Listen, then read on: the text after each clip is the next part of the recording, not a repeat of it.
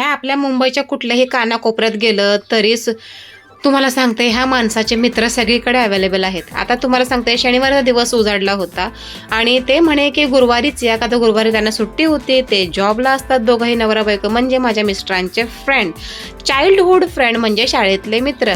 तर आम्हाला गुरुवारी जमलं नका, तर घराची पूजा होती. मग शेवटी म्हणाला की शनिवारी या. रविवारी आम्हाला रिटर्न निघायचं होतं, तर शनिवारी मग ते लवकर कामावरून आले होते म्हणून म्हटलं चला पटकन त्यांच्या घरी जाऊन येऊया, भेट देऊन येऊया.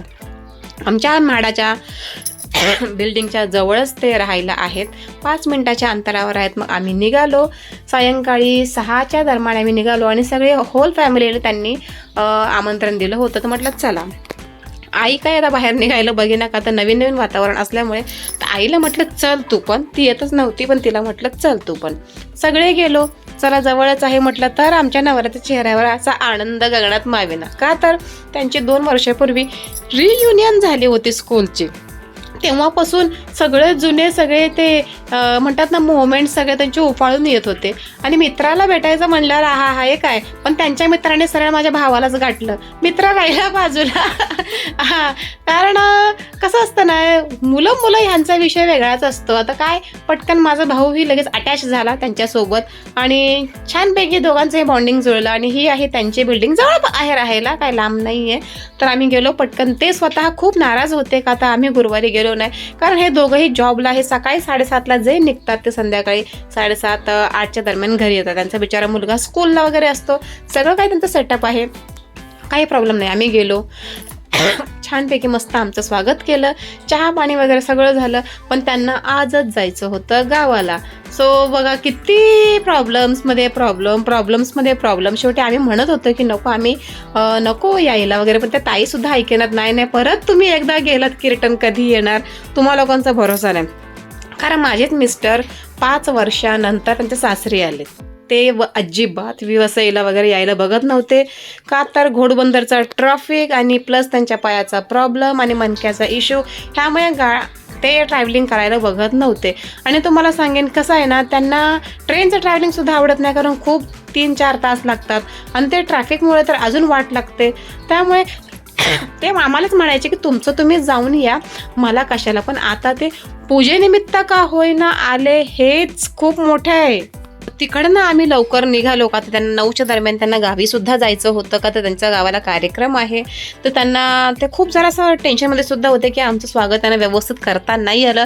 त्यांना म्हटलं की it's okay, no problem, next time जेव्हा आम्ही येऊ तेव्हा नक्कीच वेळात वेळ काढून आणि व्यवस्थित आरामात सगळ्यात छानपैकी आपलं सगळं आपण सेलिब्रेट करूया. काय तो मोमेंट वेळ सगळं काही ठीक आहे. तर आम्ही तिथून निघून आलो आणि घरी आल्यानंतर परत ही कामं होतीच. ह्या सगळ्या फ्रेम्स वगैरे ज्या आलेल्या होत्या सुंदर आहेत, अतिशय अप्रतिम आहेत.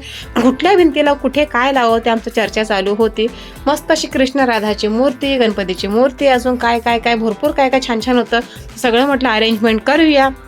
तोवर रविवारचं सकाळ उजाडली होती. रविवारच्या सकाळी जावई रिटर्न जाणार म्हणल्यावर मस्त घरात असं नॉनव्हेज बनवण्यात आलं होतं. जावायला असं मस्त खुर्चीवर जेवायला दिलं आणि जावाय पण लय घायला आला. तर सकाळपासून 10 वाजल्यापासून चला चला चला चला चला चला. शेवटी आईसुद्धा ओरडले की काय घाई लावली आहे, जायचंच आहे ना का, कुठं लय लांब आहे तवा, 1-2 तासाचा प्रवास आहे. पण नंतर मग जावई म्हणलं बरं ठीक आहे, आणा मटण चिकन काय असेल ते पड देशील. जावायला पण लय रुबाब चढला होता. मग जावई म्हणलं बरं झोप तुम्ही गपचूप. चांगलं खाल्लं पिल्लं आणि जावयाने दिले ताणून त्या 3 खुर्च्यांवर. तुम्हाला नंतर बघायलाच मिळेल. जावई पण लय अंगात कळ आहे. 5 वर्षानंतर जावई आला म्हणल्यावर जावायचं लय मानपान व्हायला नको बी, म्हणून जावईनं असं खुर्चीवर चांगला मांडून घेतलं होतं. पण तुम्हाला सांगेन त्यांना खाली बसायला जमत नाही, त्यामुळे ते चेअर घेऊन बसले होते. खाली बसायला काही इश्यू नाही हो, पण उगाच त्रास कशाला व्हायला म्हणून ते बसले. आणि आमच्या बाबांनाही चिकन मटण बिलकुल आवडत नाही. शेवटी त्यांनी घेतला असा रस्सा, का त्यांच्यासाठी वेगळं करायचं होतं. नंतर तेच म्हणाले की कुठे 10 वेळा करत बसते, नुसता त्यांनी रस्सा घेतला आणि खायला घेतला आणि बसले. आणि आई तोवर भाकऱ्या करत होती. तर आईला सांगितलं नवीन डब्बा काढ बया, आता आलाय मिल्टनचा डबा मस्त चपात्या ठेवण्याचा. आता काढला आईने पण वापरायला. आतापर्यंत आईसुद्धा टोपलंच वापरत होती, पण आता म्हटलं टोपल्याला बाय बाय, कारण डबा काढा. डबा नंतर पुजायला ठेवून काय करायचं आहे हो. एका कोपऱ्यात भांडी लय झालीत, भरपूर भांडी झालीत. संसार उभा करता करता एवढा संसार कधी झाला काय कळलंच नाही.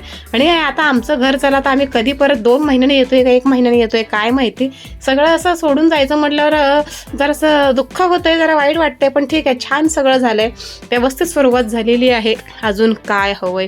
आणि माझ्या वडिलांच्या चेहऱ्यावरचा आनंद पाहिला की खूप खूप खूप भारी वाटते. आणि हे सगळं असं आहे, अजून ह्या सगळ्या घराला अजून डेकोरेटिव्ह करायचं आहे. पण नंतर किरण म्हणाला की नको काय डेकोरेट करायला, आहे तर नॉर्मल छान सिम्पल बघायलाच फार चांगलं वाटतं. लय तामझामाने लय घरात गर्दी असेल ना तर उगाच नको होतं. पण तुम्हाला काय सांगू, वडिलांनी घरात काय काय सामान अगोदरच आणून ठेवलं होतं. आणि हे आमचे पाहुणे मंडळी, हे पूजेलाच्या दिवशी येणार होते. हे आमचे महत्त्वाचे पाहुणे मंडळी आहेत. म्हणजे हा माझा मावस भाऊ आणि तो माझा बहिणीचा मुलगा आणि हा कोपऱ्यात बसलेला सुद्धा बहिणीचा मुलगा. आणि सगळ्यात महत्त्वाचा पाहुणा म्हणजे तो माझा मावस भाऊ जो माझ्या नवऱ्याच्या बाजूला बसलेला आहे तो.